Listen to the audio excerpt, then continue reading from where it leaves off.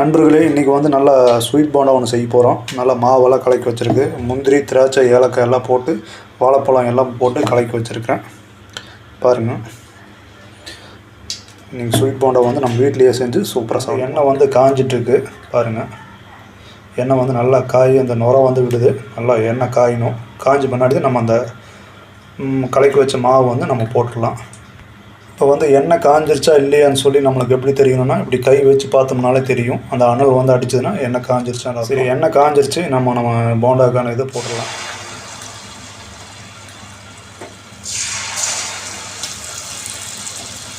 சின்ன சின்ன போண்டா தான்.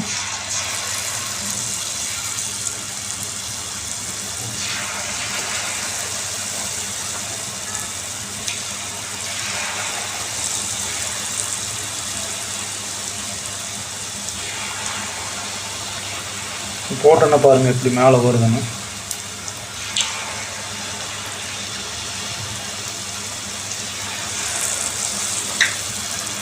இப்போ வந்து லைட்டை நம்ம திருப்பி விடலாம்.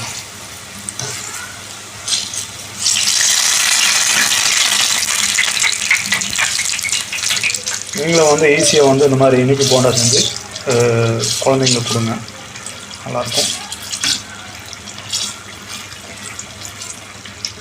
கலர் வந்து அப்படியே வந்து மாறணும். அந்த செங்கலரை வந்து மாறணும் பாருங்கள். இந்த மாதிரி கலர் வந்து மாறி வரணும். இப்போ போண்டா வந்து வெந்துருச்சு அப்படின்றத நம்ம தெரிஞ்சுக்கலாம். கலர் மாறி வரணும். போட்ட ஒரு 10 நிமிஷம் ஆச்சு. நம்ம இதை எடுத்துடலாம்.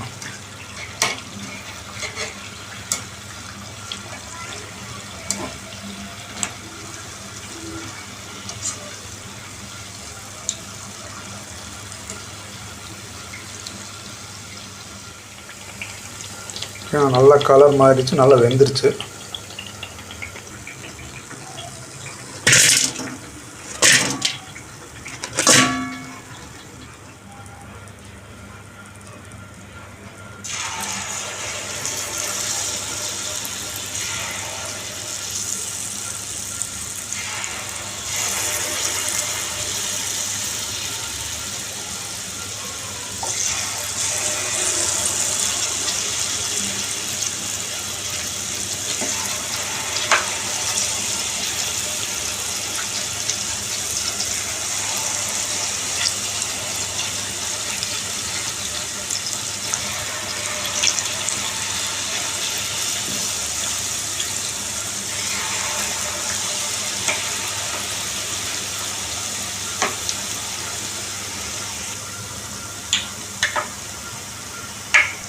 இப்போ வந்து போண்டா வந்து நல்லா ஒரு சைடு வேகணும். வெந்த பின்னாடி லைட்டாக அப்படி திருப்பிட்டுக்கலாம். லைட்டாக அப்படியே திருப்பிட்டுக்கலாம்.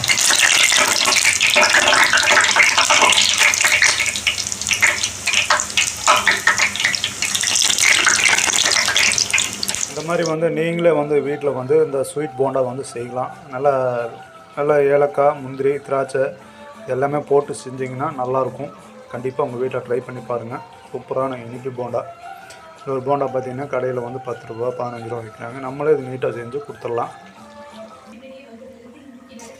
நல்லா வெந்துருச்சு, எடுத்துடலாம்.